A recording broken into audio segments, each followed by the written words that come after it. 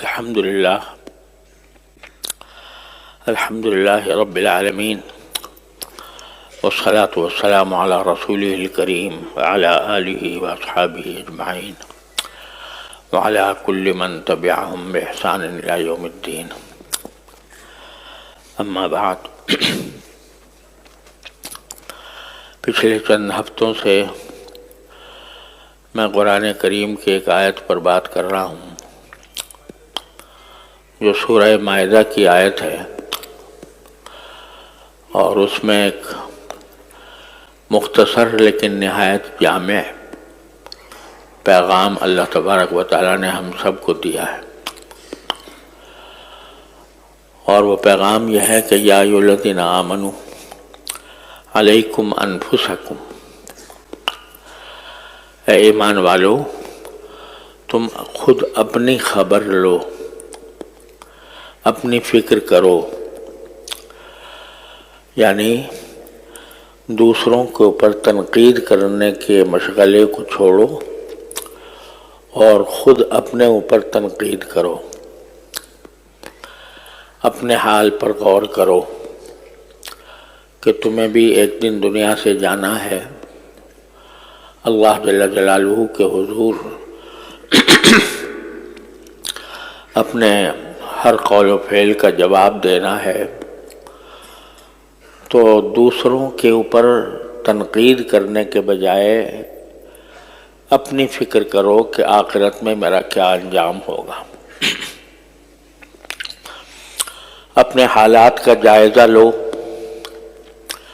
اور حالات کا جائزہ لے کر دیکھو کہ کہاں تم سے کوتاہی ہو رہی ہے، کہاں تم سے غلطی ہو رہی ہے، کہاں تم نبی کریم صلی اللہ علیہ وسلم کی تعلیمات کے خلاف کوئی کام کر رہے ہو، اس کو غور کر کے اس کمی کو یا اس کمزوری کو دور کرو،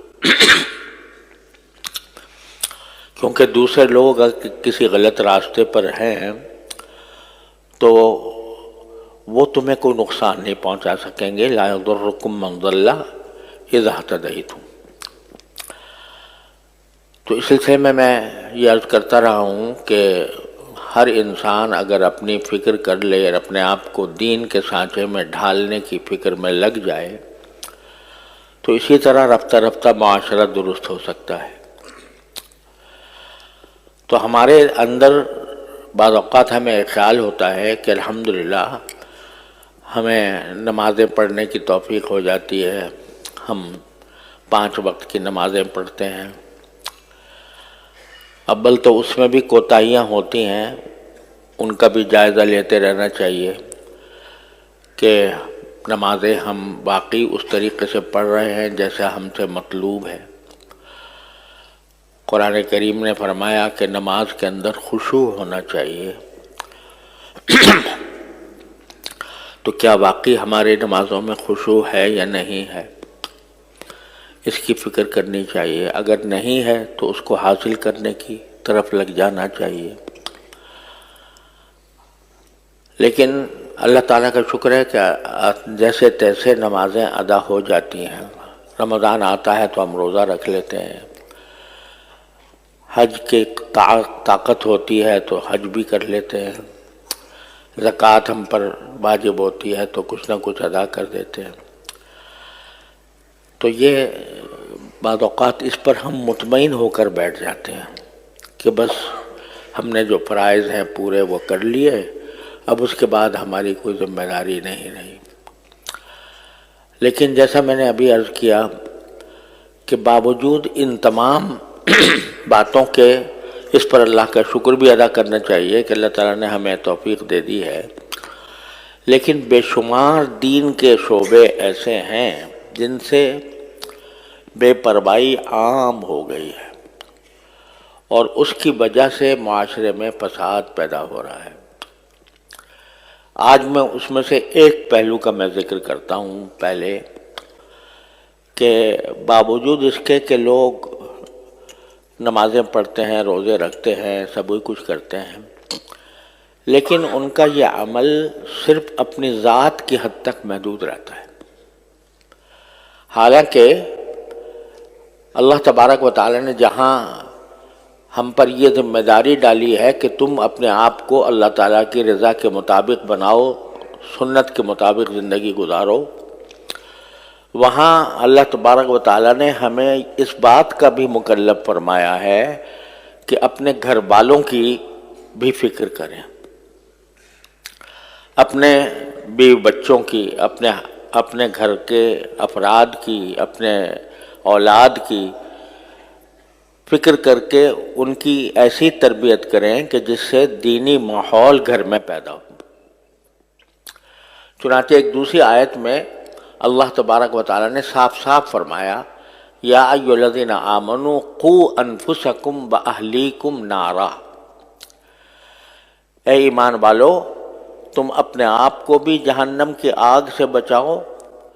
اور اپنے گھر والوں کو بھی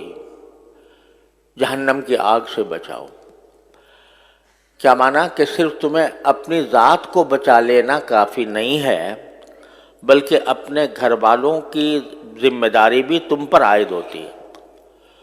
تم اپنی فیملی کے سربراہ ہو، اپنے خاندان کے سربراہ ہو، تو تمہارا فرض ہے کہ اپنی بیوی کو، اپنے بچوں کو، اپنی اولاد کو، بلکہ اگر بہن بھائیوں کو بھی سیدھے راستے پر رکھنے کی کوشش کرو۔ اب آج کل یہ صورتحال بہت عام ہو گئی ہے کہ ایک انسان اپنی ذات میں بڑا پکا نمازی ہے، صف اول میں پہنچتا ہے اور تکبیر اولیٰ کے ساتھ نماز جماعت میں ادا کرتا ہے، لیکن اس کی اولاد کا حال یہ ہے کہ وہ بالکل الٹی سمت میں جا رہی ہے۔ وہ اس کو نہ نماز کا پتہ ہے، نہ روزے کا پتہ ہے، روزہ چلو شاید رکھ لیا نہیں رکھ لیا، لیکن نمازوں کی فکر نہیں، نماز کو باجماعت ادا کرنے کی فکر نہیں، اس کو دین کی بنیادی باتوں کا پتہ نہیں، اس کو قرآن کریم پڑھنا نہیں آتا، اس کو قرآن کریم کی تلاوت کی توفیق نہیں ہوتی، اور وہ دن رات دوسری طرف لگا ہوا ہے، لہو و لعب میں، کھیل کود میں، اور اس کو ایسی تعلیم گاہوں میں اس کی تربیت ہو رہی ہے جہاں دین کا کوئی نشان نہیں ہے۔ آج ایک نہیں سینکڑوں مثالیں میرے سامنے آتی ہیں کہ بڑا نیک لوگ ہیں اور اپنی ذات میں نماز بھی پڑھتے ہیں، روزہ بھی رکھتے ہیں، حج بھی کرتے ہیں اور تبلیغ میں بھی وقت لگاتے ہیں، لیکن اولاد کی طرف دیکھو تو وہ دوسری طرف جا رہی ہے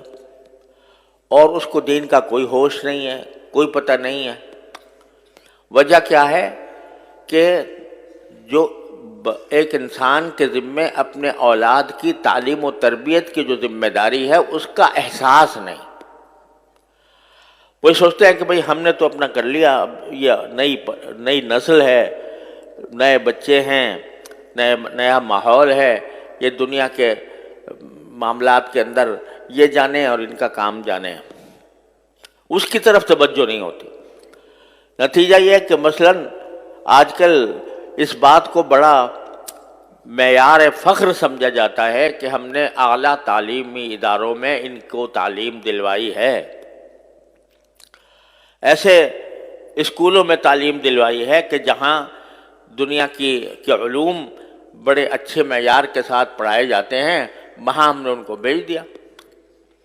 اب وہاں جا کر ان کی جو ذہن ہے یا ان کا جو فکر ہے، سوچ ہے، وہ بالکل مختلف راستہ اختیار کر لیتی۔ لوگ بڑے فخر سے کہتے ہیں کہ بھئی میرے بیٹے نے جو ہے وہ فلاں ڈگری حاصل کی ہے، اس کے اندر نمایاں پوزیشن لی ہے، اور اس کو اسکالرشپ دی گئی ہے، اور اس کی اسکالرشپ کے ذریعے اس کو باہر بھیجا جا رہا ہے۔ بے دھڑک اس کو ایک اعلیٰ فخر کی بات سمجھ کر اپنی اولاد کو باہر بھیج دیتے ہیں، اور باہر بھیجنے کے بعد وہ اولاد پھر بعد میں خود روتے ہیں کہ یہ ہمارے ہاتھ سے نکل گئی۔ ایسے مثالیں بے شمار ہمارے سامنے آتی ہیں، اچھے خاصے نیک لوگ، اور بس اس لیے اس فکر میں کہ ان کو بہت اعلیٰ ڈگری مل جائے گی تو ان کو بڑی اعلیٰ ملازمتیں ملیں گی، بڑا ان کا اعلیٰ روزگار ہو جائے گا، اس کی فکر میں انہوں نے ان کو باہر بھیج دیا۔ اور باہر حیرانی ہوتی ہے کہ تہجد گزار لوگ صرف لڑکوں کو نہیں، اپنی بیٹیوں کو تنہا بھیج دیتے ہیں دوسرے علاقے میں، دوسرے ممالک کے اندر، اور وہاں جا کر وہ بیٹی الگ رہتی ہے، تنہا رہتی ہے، تنہا تعلیم حاصل کرتی ہے، اور بعد میں پھر جب کہا جائے کہ بھئی یہ بیٹی کہاں گئی تو رونا روتے ہیں کہ جی اب کیا کریں، ہمارے ہاتھ سے نکل گئی، ہمارے اختیار سے باہر ہو گئی۔ ایسے بھی ہیں کہ جو کہیں باہر نہیں بھیجتے لیکن دنیا کے اندر رہتے ہوئے بھی یہ اس بات کی کبھی فکر نہیں ہوتی کہ اپنی اولاد کو کی تربیت کا کوئی اہتمام کریں۔ ایسے اسکولوں میں پڑھ رہی ہے اولاد جہاں دین کا نام و نشان نہیں، ایک مشکل سے ایک اسلامیات کا گھنٹہ ہوتا ہے، وہ بھی اسلامیات کے گھنٹے میں کوئی نہ ان کو یہ پتہ چلتا ہے کہ وضو کب کرنا چاہیے، کیسے کرنا چاہیے، نہ ان کو یہ پتہ چلتا ہے کہ نماز کے کیا طریقے ہوتے ہیں، نہ ان کو قرآن کریم پڑھنا آتا ہے، نہ ان کو دین کے بنیادی احکام کا علم ہوتا ہے۔ اس کی وجہ سے اولاد جو ہے وہ دین سے بالکل غافل ہو کے رہ جاتی ہے۔ اور آج کل تو سوشل میڈیا کا زمانہ ہے، تو ہر ایک کے ہاتھ میں بچے کے ہاتھ میں ٹیلی فون ہے، اور ٹیلی فون کے اندر جو کچھ خرافات اس کے اندر ہوتی ہے وہ خرافات سے میں ملوث ہوتا ہے، اور وہ ان خرافات کا مقتضا ہی یہ ہے کہ انسان آخرت کو بھول جائے اور دنیا کی فکر کرے، اس میں لگے ہوئے ہیں۔ تو میرے بھائیوں اور عزیزوں، یہ ہم کیا اس پر مطمئن ہو کے بیٹھ گئے کہ بھئی ہم تو نمازی ہیں، الحمدللہ ہم نمازوں کے اندر آتے ہیں، جماعت میں شامل ہوتے ہیں، جمعہ پڑھتے ہیں، اور ہم نمازوں کی ہمیں توفیق ہو جاتی ہے، لیکن اولاد کیسے کہاں جا رہی ہے اس کی طرف فکر نہیں۔ مجھے خود یاد ہے کہ ایک صاحب جو بڑے تہجد گزار تھے اور بڑے ذاکر شاگر، بزرگ آدمی، اپنے ایک بیٹے کا تعارف کر رہے تھے، کہتے جی میرا بیٹا ہے، اس نے دیکھو ماشاءاللہ اتنی ڈگریاں حاصل کی ہیں، اور اس نے فلاں معاملات میں اس نے پوزیشنیں لی ہیں، اور یہ بہت اعلیٰ ملازمت پر بھی لگ گیا ہے، یہ ساری اس کے اندر خوبیاں ہیں، البتہ ذرا تھوڑا سا بے دین ہو گیا، کیا مانا کہ یہ ساری باتیں تو بہت اعلیٰ درجے کی ہیں، لیکن ایک چھوٹی سی خرابی ہے کہ بے دین ہو گیا، العیاذ باللہ العلی العظیم۔ گویا بے دین ہونا یہ کوئی ایسی معمولی سی بات ہے جیسے کوئی آدمی یہ کہے کہ بھئی اس کے اندر ساری خوبیاں ہیں لیکن چھوٹی سی ایک بات ہے مکروہ درجے کی، معمولی سی، وہ یہ کہ بے دین ہو گیا۔ خدا کے بندے، اس کی مثال ایسی ہے جیسے ایک مشہور ہے کہ ایک حکیم صاحب علاج کیا کرتے تھے کسی کا، تو وہ علاج میں اس کے کبھی کوئی تکلیف پیدا ہو جاتی تھی، کبھی کوئی تکلیف پیدا ہو جاتی تھی، کوئی اس کو دست آ جاتے تھے کچھ، تو حکیم صاحب کہا کرتے تھے کہ اچھا کرو، نکل رہا ہے دست، جو مادہ ہے وہ سب باہر جا رہا ہے، فکر نہ کرو، ٹھیک ٹھاک ہو جائے گا۔ یہاں تک کہ ایک دن وہ بیچارہ دنیا سے رخصت ہو گیا، تو حکیم صاحب نے کہا کہ جی اور تو ساری باتیں ٹھیک ہیں، اس کا سارا نظام درست ہے، پیٹ بھی صحیح ہے، گردہ بھی صحیح ہے، بس ذرا سی روح نکل گئی ہے، ذرا سی روح نکل گئی ہے۔ تو یہ اسی طرح کہہ رہے ہیں کہ بھائی بہت اعلیٰ اس نے مقامات حاصل کر لیے ہیں، ڈگریاں اس کو مل گئی ہیں، اعلیٰ ملازمتیں اس نے حاصل کر لی ہیں، بس ذرا سا بے دین ہو گیا، العیاذ باللہ العلی العظیم۔ یہاں تک نوبت پہنچ گئی ہے کہ اس کی طرف فکر ہی نہیں کہ دین کا کوئی دین کی معلومات سے اگر وہ خالی ہے، دین پر عمل سے خالی ہے، تو گویا کوئی ایسی تشویشناک بات نہیں ہے، چونکہ اس نے بڑے اعلیٰ منصب حاصل کر لیا۔ یہ بے فکری جو ہے، قرآن یہ کہتے ہیں علیکم انفسکم، اپنا جائزہ لے کے دیکھو، تو اپنا جب جائزہ لوگے تو تمہارے ذمے جو فرائض عائد ہیں ان میں بہت بڑا فریضہ تمہاری اولاد کا ہے کہ تمہاری اولاد وہ صحیح راستے پر چلے، اور اگر وہ بے راہ ہوتی ہے، غلط راستے پر جاتی ہے، تو صرف یہ نہیں کہ اس کو پکڑا جائے گا، تمہاری بھی پکڑ ہوگی۔ بعض لوگ مثال یہ دیتے ہیں کہ بھئی کیا کریں، اولاد تو ہمارے قبضے میں ہے نہیں، حضرت نوح علیہ السلام کا بیٹا بھی کافر ہو گیا تھا، لہذا نوح علیہ السلام کا بیٹا اگر کافر ہو گیا تھا، اس کی ذمہ داری حضرت نوح علیہ السلام پر تو نہیں آتی، تو ہم بھی اگر، ہمارا بیٹا بھی اگر، ہماری اولاد بھی اگر غلط راستے پر جا رہی ہے تو ہماری کیا پکڑ ہو؟ خوب سمجھ لو کہ نوح علیہ السلام کا بیٹا جو کافر ہو گیا تھا، کافر رہا، کافر مرا، وہ 950 سال نوح علیہ السلام نے اس کے لیے کوشش کی، 950 سال۔ پھر بے شک جب آدمی ساری کوشش کر کے عاجز ہو گیا تو پھر بے شک اللہ تعالیٰ کے ہاں اس کی معافی ہوگی۔ لیکن آپ نے کتنے دن صرف کیے، کتنا وقت آپ نے اس کام پر لگایا کہ اپنی اولاد کو صحیح راستے پر رکھیں؟ آپ نے اس کو تعلیم ایسی دلوائی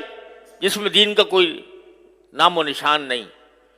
آپ نے اس کو ایسے علاقوں میں بھیجا کہ جہاں اس کو بے دین ہونا ہی تھا، خود اپنے عمل سے آپ نے یہ کام کیا، تو پھر آپ وہ مثال نہیں دے سکتے۔ ایک اور بعض اوقات یہ مغالطہ ہوتا ہے کہ بھئی ہم نے تو اولاد کو بہت سمجھایا، لیکن کیا کریں، مانتی نہیں۔ تو قرآن نے اس آیت میں جو میں نے ابھی آپ کے سامنے پڑھی تھی، اس کے اندر اس کا بھی جواب دیا۔ یہ فرمایا کہ تم اپنے آپ کو بھی آگ سے بچاؤ، اپنی اولاد کو بھی آگ سے بچاؤ۔ یہاں لفظ جو استعمال کیا کہ آگ سے بچاؤ، اس میں خود ایک پیغام دے دیا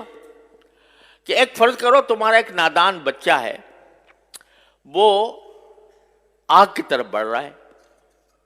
دنیا کی آگ کی طرف جا رہا ہے، آگ کی طرف، اور خطرہ ہے کہ وہ آگ کے اندر جا کر جل جائے گا، تو کیا تم صرف زبانی فہمائش پر اکتفا کرو گے؟ یعنی صرف اس بات پر اکتفا کرو گے کہ بیٹا یہ آگ ہے، اس میں جل جاؤ گے، مت جانا اس میں، اور کیا کہ فارغ ہو جاؤ گے؟ اور اگر وہ آگے بڑھتا رہے تو کیا یہ کہو گے کہ بھئی ہم نے تو بہت سمجھایا ہے، جا ہی رہا ہے آگ کی طرف؟ کوئی باپ اس کو آگ کی طرف جاتے دیکھ کر صرف زبانی جمع خرچ پر اکتفا نہیں کر سکتی، آگے بڑھ کر اس کو گود میں لے کر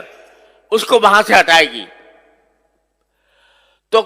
کوشش وہ معتبر ہے کہ جو جس طرح دنیا کی آگ سے تم ایک اپنی نادان اولاد کو بچاتے ہو، اس طرح اتنی ہی اہمیت کے ساتھ اس کو جہنم کی آگ سے بچانے کی فکر کرو۔ اس کے لیے ضرورت ہے کہ تم اپنے گھر میں ماحول ایسا پیدا کرو، بچوں کو ایسی تعلیم دو، جب تک کہ بچہ قرآن کریم نہ سیکھ لے، قرآن کریم اس کو پڑھنا نہ آ جائے، اس وقت تک کسی اور کام میں اس کو مت ڈالو۔ ہمارے ہاں الحمدللہ مسلمانوں کی تاریخ یہ ہے کہ سب سے پہلی تعلیم جو بچے کو دی جاتی تھی وہ قرآن کریم کی ہوتی تھی، ناظرہ ہی صحیح، لیکن ناظرہ قرآن کریم بھی انسان کی زندگی میں انقلاب برپا کرتا ہے۔ اگر صحیح طریقے سے ناظرہ پڑھ لے نا بچہ، تو اس کے دل میں ایمان کا بیج پڑ جاتا ہے، اور پھر آگے وہ ایمان کا بیج اس کو بہت سی برائیوں سے روکتا ہے۔ تو جب تک اس بات کا یقین نہ ہو جائے کہ میرا بچہ قرآن کریم پڑھنے کے قابل ہے، اس وقت تک اس کو آگے نہ بھیجو۔ اب ہمارے یہاں وزیر تک بن گئے ہیں لوگ، اور جب ان سے کہا گیا قل اللہ پڑھ لو تو قل اللہ پڑھنے نہیں آ رہا، تو وہ در حقیقت یہ اس لیے کہ ہم نے ہمارے ذہن سے دین کی تعلیم و تربیت کی اہمیت ہی ختم ہو گئی. ہمارے دل میں اس کی اہمیت ہی نہیں ہے کہ ہمارا بچہ جو ہے وہ دین کی معلومات، دین کا علم حاصل کرے. نہ صحیح، ٹھیک ہے، ہم نے یہ نہیں کہتے کہ آپ ہر ایک کو عالم دین بناؤ، ہر ایک کا عالم دین بننا بھی فرض نہیں ہے کہ آپ پورا درس نظامی پڑھاؤ 8 سال تک. لیکن اگر کم از کم جو انسان کے ذمے فرض عین ہے اس کا علم تو بچے کو ہر حال میں ہونا چاہیے، اور اس کے لیے کسی ایسی درسگاہ، الحمدللہ اب ایسی درسگاہیں موجود ہیں جس میں جو دنیاوی تعلیم کہلاتی ہے وہ بھی الحمدللہ اس میں پڑھائی جاتی ہے، اور اس کے ساتھ ساتھ اس کو مسلمان بنانے کی بھی فکر ہوتی ہے، اس کو دینی معلومات بھی فراہم کی جاتی ہے. ایسی درسگاہوں کے اندر اس کو بھیجو. جب تم خود ایسے درسگاہوں میں بھیج دو گے جہاں پر الحاد اور بے دینی کا چرچا ہے تو پھر